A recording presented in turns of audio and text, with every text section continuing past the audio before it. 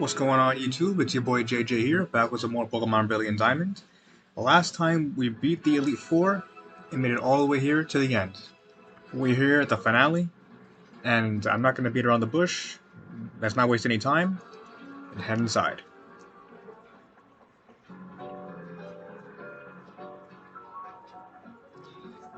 And Cynthia is the champion. She's been here for pretty much most of our journey. Slowly guiding us, showing us where to go, and teaching us a few things along the way. And now, this is it.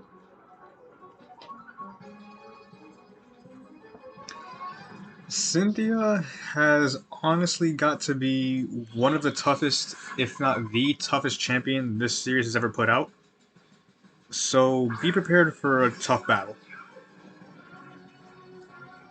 She starts off with a Spiritomb, a Pokemon we have not seen yet, Ghost and Dark type. So in the original games, it had no weakness, but in these games, it is weak to Fairy. It's level 61, quiet natured with holding a citrus berry, pressure for the ability, with Shadow Ball, Dark Pulse, Psychic, and Sucker Punch. Spiritomb itself is tanky, and as you can see here, it even took a super effective hit with not too much difficulty. And it's hitting back really hard too with Psychic. And can we take it out without getting messed up too badly? If we can tank this next Psychic, we should be good. I don't know if we can, though. It's gonna hurt. And we actually go down. That's not good.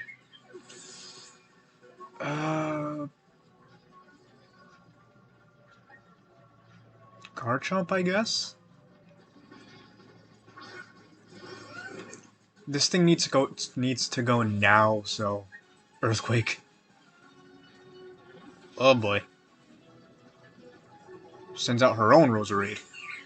Her Roserade, level 60, Timid Nature, Poison Point for the ability, just like ours, and with the moves Dazzling Gleam, Shadow Ball, Sludge Bomb, and Energy Ball.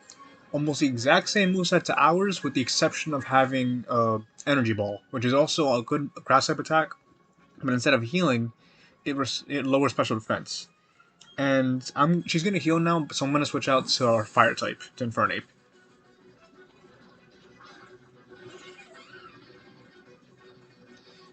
Just as I expected, she's going to heal.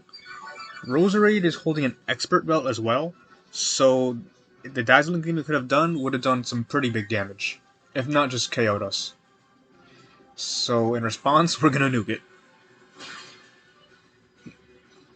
The recoil is going to be bad, but I think this was the best choice.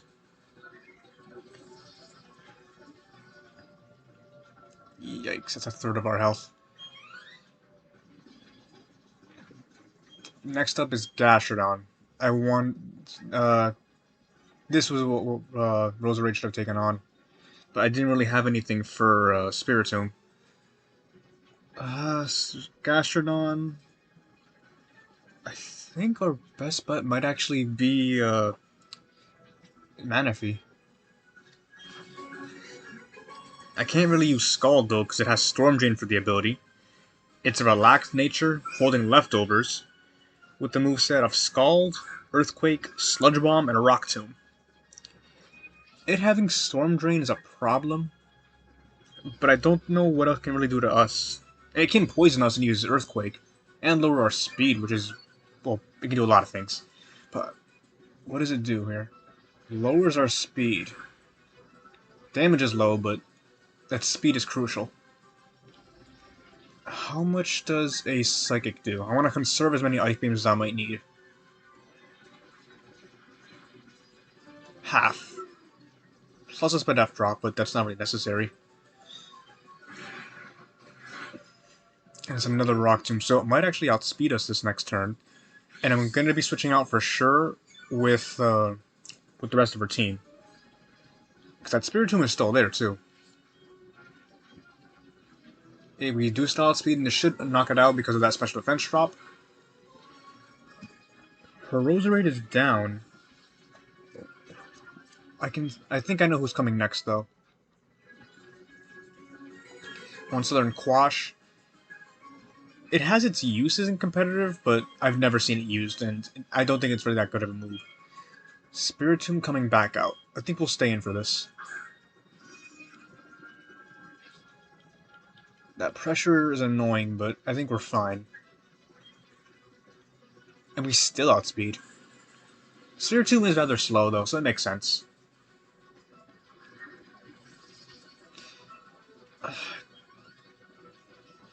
I didn't really want to rely on Manaphy during this whole battle, so I think I'm going to switch out here. Next up is her Lucario. Level 63. Timid natured, inner focus for the ability, holding the Wise Glasses, with the moves Aura Sphere, Dragon Pulse, Flash Cannon, and Nasty Plot. This Lucario is definitely a heavy hitter, and does have Dragon Pulse, which makes it a bit threatening, but I think we should be okay with Earthquake here. I think we outspeed. We do not, and how much is this going to do? Because it's going to do a lot. Yeah, I figured it was going to be a lot, but jeez. And if it had a Nasty Plot up beforehand, we would not have lived.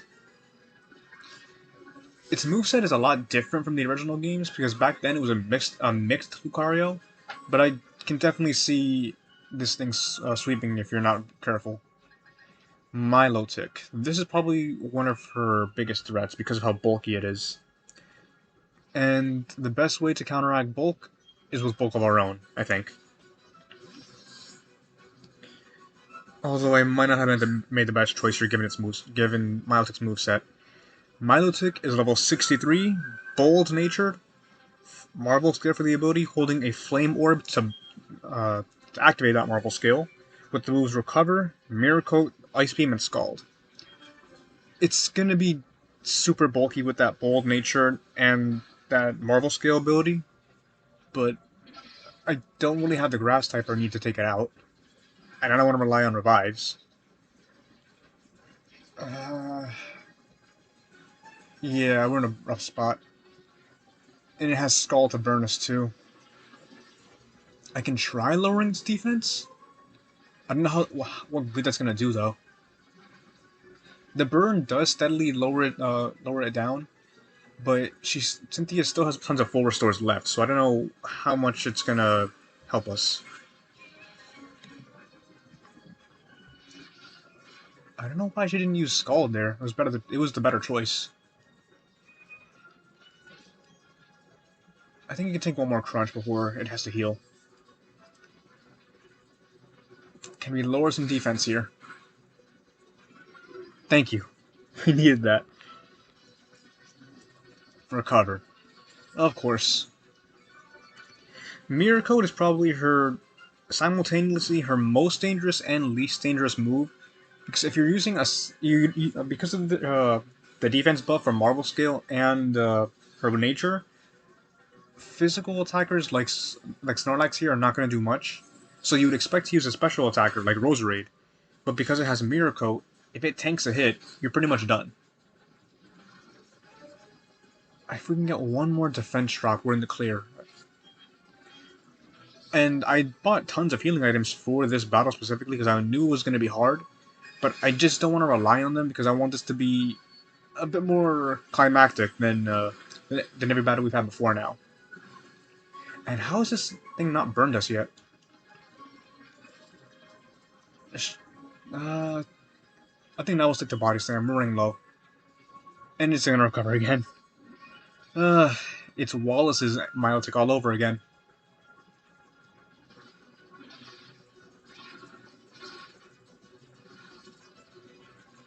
Okay, I'm gonna try to crunch one more time.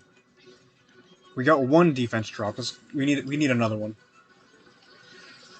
Our only other special attacker is Manaphy, and even though we do have Psychic and Ice Beam to take it down, I don't want to rely on Manaphy too much. I want to give every team member we've had here throughout this entire run a chance to shine.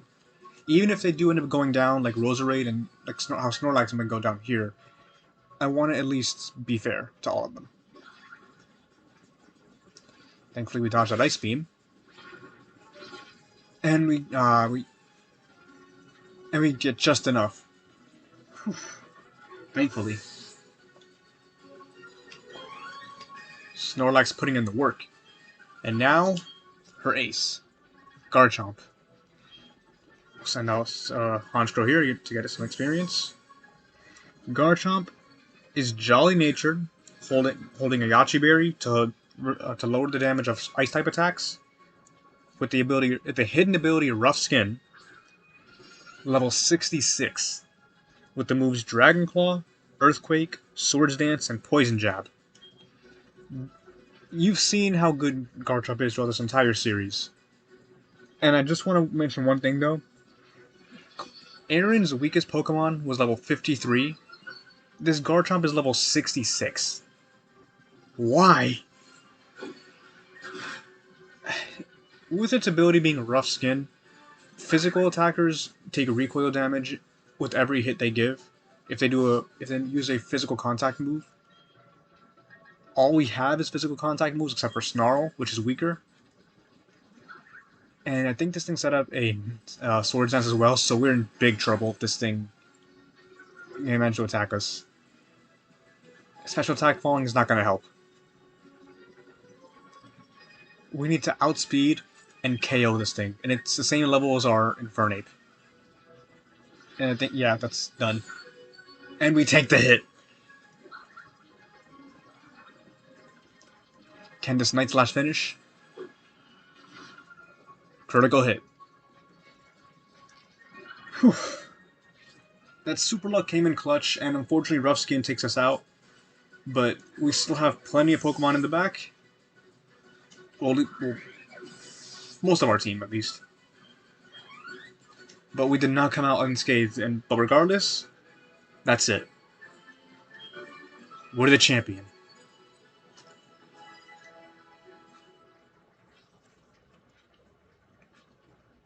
You're dang right it was an outstanding battle.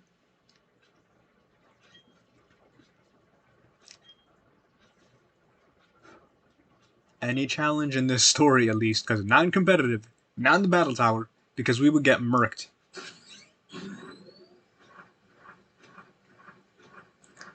But we're taking this final lift into the Hall of Fame.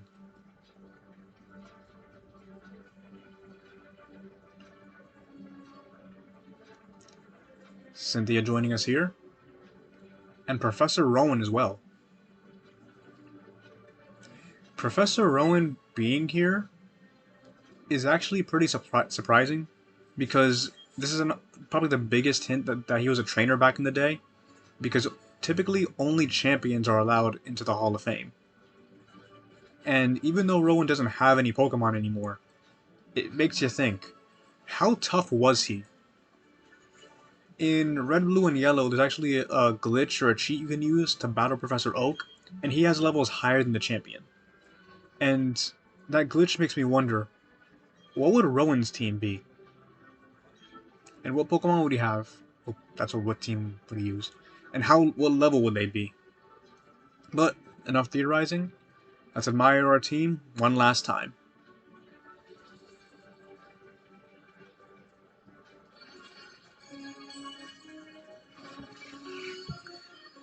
Can't kick the baby anymore. A freaking monster.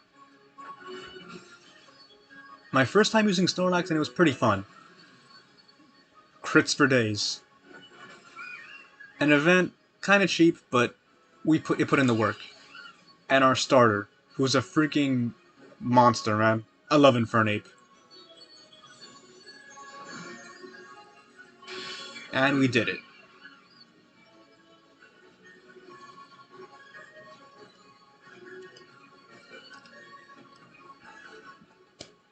And that's it. That's Pokemon Brilliant Diamond. And as the credits roll, we bike our way home. Thank you all so much for watching this series, if you've been sticking from the beginning, because even though this hasn't been perfect, it is my first Let's Play on this channel, despite how old it is. And like I said, I really want to thank you guys for coming through and watching this. Even if you're just joining us now at the end. I appreciate it. As for the future of what I want to do for this channel, Legends Arceus, as I said, is the next Pokemon game I want to play. And I'll probably be live streaming that on my Twitch channel of the same name as this one. Uh, Aside from that, I would say after Legends Arceus, I have 3 games that I want to play for this channel for sure. Those are Dark Souls 3, which will be also my first time playing that, so I'm going in blind. The original Metal Gear for the MSX, which will be emulated on the PS3 via Metal Gear Solid 3. And lastly, this may be a controversial game to play, but I want to play Grand Theft Auto 3, the Definitive Edition. I know it's buggy and has its flaws, but it is another game that I want to try out for this channel, and just to see, even if it turns out to be a bad game, I hope we can at least all laugh at it, because who doesn't love a good laugh? And I would say I'm a competent GTA player, so I guess I could have fun playing it for the first time, the definitive edition at least. As for the other 2 games, as I said for Dark Souls 3, I'm going into that game blind. I've played a little bit of Dark Souls 2, but I never got very far in it. But taking the opportunity to actually try out Dark Souls 3, it could be an interesting choice to make, and I hope you guys watching will enjoy that. And as from Metal Gear, I have played it and I have finished it, and it is a game series that I love dearly. It's not perfect. It's really out there, but I do hope that because it's a retro game and it is the start of a really interesting series, that if you guys were to watch it, I hope you guys will enjoy it too. As for this game, for Pokemon Brilliant Diamond, even though the main story is now officially done, there is still a post-game in the Survival Area, Resort Area, and Fight Area, as well as Stark Mountain, and Romanus Park as well, with the Legendaries. I'm not sure if I'll do that on this channel for a bonus episode, or I'll probably do bonus episodes, or I'll maybe play it on my own time afterwards. I have to think about it. But I do also want to do shiny hunting in this game as well via Poke Radar, because I actually have never done Poke Radar in Sinnoh. It will be different in the original games, but I want to at least try it once. There's also some stuff in the underground that I haven't checked out yet, I believe, especially now in the post game. So there's still a good amount of stuff left to do in this game, and maybe I'll get to it at some point. But for now, let's just bask in the victory and the fact that we've beaten the champion, and I finished my first successful Let's Play on this channel. Well, successful in quotes. It's a really bumpy ride. Again, I apologize for some of the cut footage that I wasn't able to get back. In the Eternus City episode, after Gardenia, there was a whole bunch of footage that just froze, and I didn't notice until it was too late. So I really apologize for that. I'll try to make sure that never happens again. It's partially my fault as well, because I don't really have a good setup here. It's just my laptop and the capture card. But with time, again, I hope I improve. Especially with the commentary as well, because my commentary wasn't that good. But I don't want to beat myself out too much. Again, thank you all so much for taking the time out of your day to watch this. And I do hope you like the video, subscribe. I can't believe I'm saying that, but thank you is all I want to say. And if you're interested, I hope you'll stick around for the next videos I make. Thank you, and take care.